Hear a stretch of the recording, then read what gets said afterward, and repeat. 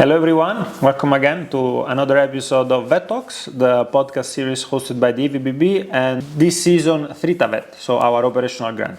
I'm very happy to have today with us, once again I would say, Louise Van Lint. She's head of Google for Education or the Benelux region, and she was one of our keynote speakers for our last edition of the EU Policy Camp, but I thought that it could be very interesting to have her once again to dive in a little bit more on the work that Google does. So Louise, thank you again and welcome back.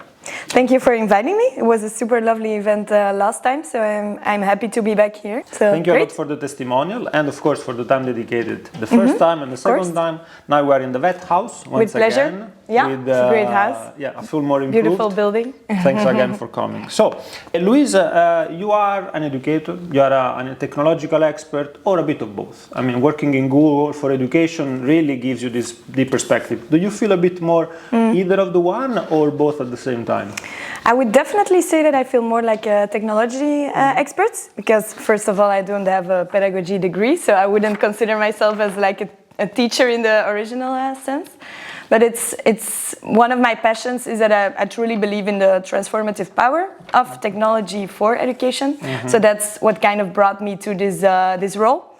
And how we look at it within the Google for Education team is that we really want the two type of profiles within a team. So we do have these pedagogy experts, researchers and teachers in our teams, but also people like me who try to localize the programs that Google develops or localize solutions and make them relevant for certain countries within the EU, for example.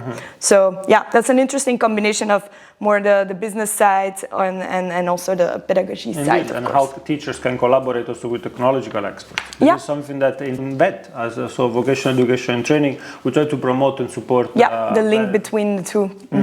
And you feel that and your role, you are able also to involve, so the contributions from the teachers, from the side of being, of course, the head, so representing the whole team. Yeah, definitely. My role specifically consists of kind of leading and coordinating all the different initiatives that we can do with Google for Education solutions within my region. So from what I can distill, I think there's 4 main teams that Google for Education is working on a regular basis. On the first part is everything related to the hardware that you see in classrooms of today. So we have our Chromebooks that are specifically designed for education, where you of course have the Chrome OS operating system, which is developed by Google, and which allows for a very smooth way of interacting with hardware in a classroom. So linked to that, we of course also have a management console, so that IT administrators within schools can very easily and efficiently manage these devices. Set it up and keep the environment safe and working well. So that's one side. Then we have the software side, where we have our Google Workspace for Education Productivity Suite, which is a suite of a lot of different tools, like maybe you know them from your personal life, Google Docs, Gmail, Drive, and so on. But it's a specific EDU segment of these type of tools that are a bit adapted to suit the needs of schools and education institutions. So that's the second one. And then, of course, very, very relevant in these days are our AI tools and solutions that are becoming more and more popular. So then I'm looking at Gemini and Notebook LM, which really we believe can have a huge impact on we will come back on this, but we go one step back because, as you know the EVBB now a little bit, we represent technical institutions. Indeed, Secondary education working in technical occupation, continuous training institutions, and also we train companies also oftentimes. So have you seen some solutions from all this variety, because there are really a plethora of solutions that Google can offer, applied also in this kind of technical institutions? Definitely, I think they are particularly well suited also for technical institutions, because you have a clear link with also the workforce, students or people that take part in the courses will end up. So I think the Google tools, they are built from the cloud, so that means that it's super easy to collaborate between people, which is I think one of the main skills that are required in a workforce, also a technical one, that you have to be able to work together and collaborate and constantly be up to date on what is happening. So that's really built into our software, I would say. There's also a lot of transferable skills that can be learned within these tools. Writing text, doing calculations, analyzing data. These type of transferable skills can really be taught within the suite of productivity tools that Google develops for EDU. And then, of course, the AI part, which will also impact our technical roles. So learning how to work in a responsible way with AI tools through Gemini, for example, is I think also an important one that could be used within VET and technical institutions. Indeed, I mean, from the policy side, for example, the EU has been pushing a lot from the side of engaging more women also in STEM, STEM materials, and I'm sure that also girls that are now working and studying, or let's say in secondary education or technical education, it is very, very nice that are being empowered also by tools that are, top-notch level, also powered by Google. Yeah, that's an important aspect, the accessibility of it. I think Google tries to make the EDU-specific products very accessible and not too costly. There's a lot of free training materials, free products as well. So that's an important aspect. What we noticed in our latest policy camp is that there was a big gap and variety of knowledge in what AI can do for schools. So there are teachers that feel more empowered, that are already using AI in their own classrooms according to their own, let's say, style of teaching, and some others that, however, struggle a little bit to understand the potentiality of this tool. What would you feel like is the role, for example, of Gemini in these classrooms, also for technical education, but not only? Yeah, that's an important. I think as an institution, as an EDU institution, you really have to think on how can we implement AI in a responsible way? Because there's the two sides of it, right? There's a large opportunity and it can have a huge impact, but it needs to be done in a responsible way and in an ethical way, because we're still working with younger people and they will probably take all of these insights in the rest of their careers. So I think training is key. That's why we do have a lot of free training programs that were actually also launched very recently. So I'll try to link them afterwards. So making sure you have a training program in place for your teachers so they get this base knowledge is going to be important. And then making sure it slowly gets integrated in some of the classes where it actually makes sense and where the use cases are relevant, I would say. As EVBB, what we can try to do as well is not only to promote also these free accessible training courses for AI, but also to make sure that all this knowledge is in kind of circles. So that it goes back from teachers to teachers, and also, of course, with more technical institutions, if any from Google are already pooled, that they're already working on, this could be a collaboration, for example. Yeah, we actually had, we organized a community day a few weeks ago, and I thought it was, there was one of the community members who is a bit of an AI expert and who really loves to experiment with it, and he kind of framed it in a way that we could look at AI within schools and EDU institutions as sort of, can it help us to take away some of the tasks that we as humans are not per se really great at, and that AI is maybe super great at. So, for example, really repetitive tasks, administrative tasks that now cost a lot of time and effort for a teacher, and is not really linked to what a teacher really wants to do, improve learning outcomes and the pedagogy aspect. Can it take away from these and then give time back to actually focus on what really matters to them? So, very practical examples, like if, for example, a teacher makes a multiple choice exam for science courses, if they need to correct 50 questions 30 times, like, is it really the best use of their time, or could AI help with that, for example? Or with differentiation of courses, for example. Maybe a teacher in an ideal world would like to kind of personalize all of their classes to the needs of certain students, or interests even. Now with AI, this becomes more doable.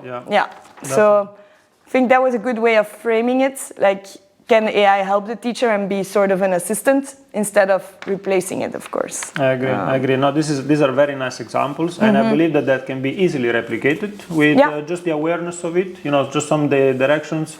And of course, also the next times, we will join you for the community day. Yeah, that's a good idea. That would be I will invite you. Really a pleasure. Because I would encourage teachers as well, or people working in schools. And I did the same for myself as when AI became more like visible in our lives. Like think about the task you perform during your day, and really reflect. If it's a task that you don't like to do, it's maybe easier to start thinking about it, and then reflect, could AI kind of help me with this, and reduce the time that I spend on it?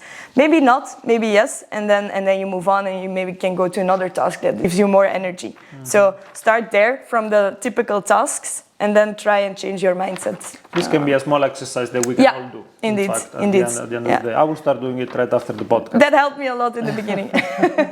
Super. And let's move on a bit outside the premises of the school, because indeed EVBB represents vocational education as a whole, and there are many actors that are not only teachers in school, which are in any case at the key, but also other authorities, agencies, stakeholders that work in education. For example, we have partnerships with some ministries, with agencies for vet education.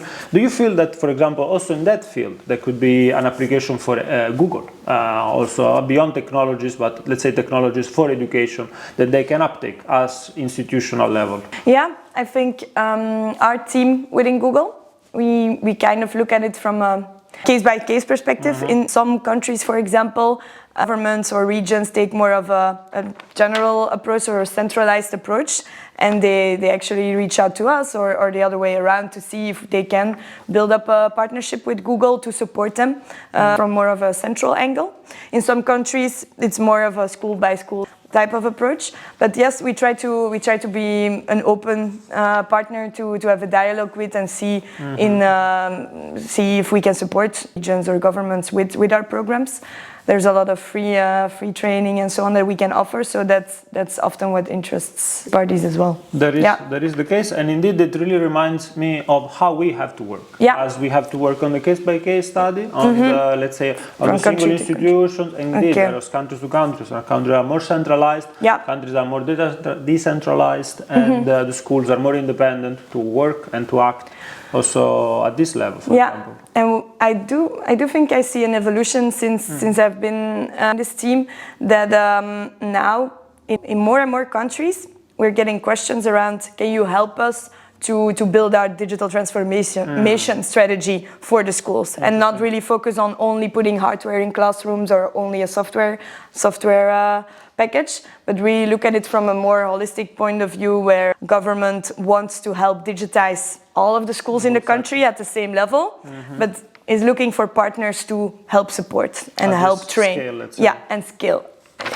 And so we also, as an organization, had to grow in that. And now we for example, since a year, we have a digital transformation team, which we can lean on as the heads of the countries if we need support on building this type of digital transformation plan.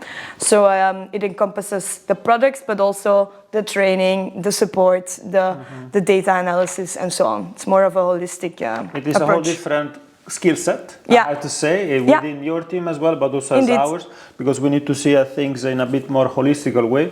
But it is true that you can innovate at single level school, but also the level playing field is quite important. So that also schools are able to share at the end their experiences starting from common points. There are different challenges, there are rural areas, less connected areas, and we know, as we work also in Africa or other regions of the world, where urban centers are highly connected, for example, and some others that are not. And this is also a key priority for the EU outside, let's say, of this region of application.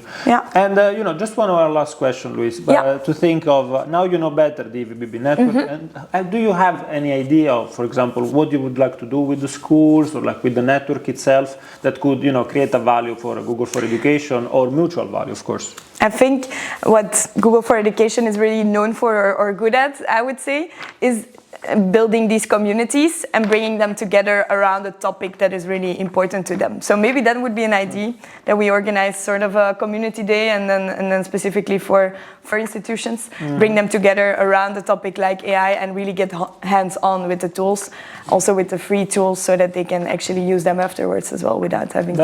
I think that would be lovely, and many of our teachers would be happy to join you. Okay. So Louise, one last message. Do you have anything that you would like to share with the EVBB network? I think the main thing is, from the Google side, there's new tools, new innovations around AI coming every week, I would say. So I think check them out. I'll link all the free trainings. There's one tool that I'm really passionate about, which is called Notebook LM. So if there's one tool that you have to try after this podcast, is definitely Notebook LM. And just experiment with it and educate yourself on what AI can do for you, I would say. Super. Okay, we will have to discover it a little bit. Yeah. We will put all the links. Great. But Louise, thank you so much for being with us today once again. With pleasure. And see you at the next episode.